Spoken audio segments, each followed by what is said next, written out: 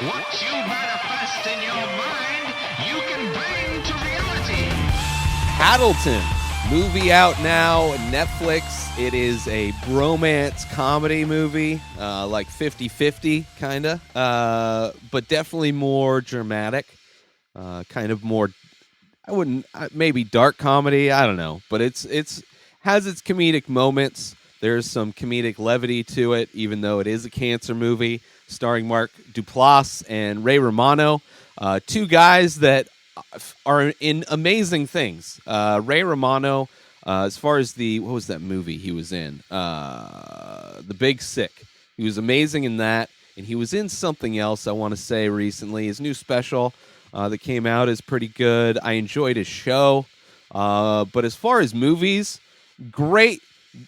I love if Ray Romano or Mark Duplass are in anything, I'm watching it. The Duplass brothers, I don't know if they started, but very well known in the quote unquote mumblecore world and movies, where it's a lot more just conversations. I think The Fluffy Chair was one of them. Just like these small, simple, independent movies, but really layered heavy with just really like organic, true to life kind of conversations that people have. The dialogue, anyway, is very based in reality, I would say, and then you get the relationships in turn become more real and more based in reality, also, which just adds more heart to the overall movie, I would say. But very much a genre of movies, the mumblecore, and I guess this would be considered that. But Mark Duplass' character is diagnosed with terminal cancer. His neighbor is Ray Romano, and their buddies, they play this game called Paddleton, which is basically they play tennis against this giant movie theater wall.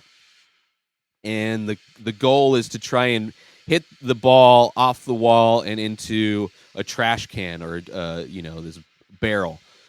And, so it's kind of there, which they don't really fully explain. You get to see him play it. I mean, it's definitely something that two kids would play growing up. It's something that I would definitely play growing up. And if there's nothing going on, I could see, it's just one of those games, those fun games that you and a buddy could do and play. And that's kind of their relationship. But Mark Duplass's character asks Ray Romano to go with him to the doctor. I mean, just as support, they are friends, but, kind of that weird adult friendship way, I guess. Where there's definitely a lot more distance than, the friendships you have as a child. But Mark Duplass's character, terminal cancer, so he decides to end his life where they're living. It's legal to end your life for this purpose, and they have to go out of town to get the medication. So it's kind of a road trippy movie in a way. It's definitely a bromance movie because you're seeing their relationship as friends grow, and also just seeing how Ray Romano's character is just having to deal with everything because it's so easy for Mark Duplass's character. It's like he knows it's over. Here's the exit door, and he's just kind of mentally there, where Ray Romano's kind of falling apart trying to wrap his head around what's about to happen. And it's a heart-wrenching movie. It is a heart-wrenching movie, but just so much heart, great performances, just a simple movie about friendship, about love, about death, about growth. But it's just one of those movies that, one of the reasons why I love independent movies is that you get these little stories that you wouldn't necessarily see, and you get it loaded with heart and loaded with, more truth. So many movies, they're trying to be so generic in who they're communicating to. They want like the broad audience of trying to appeal to everybody, and then when you get that, you get unrealistic, writing, unrealistic dialogue, unrealistic stories, which is fine.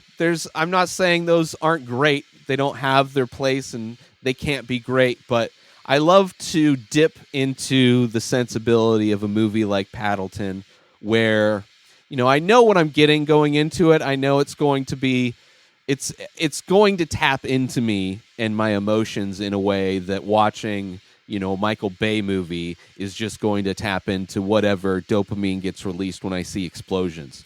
Right? This is going to tap into a different emotions. It's going to take me on a ride. I'm giving access. I'm signing away my emotions to this movie, to this storyteller, to these actors.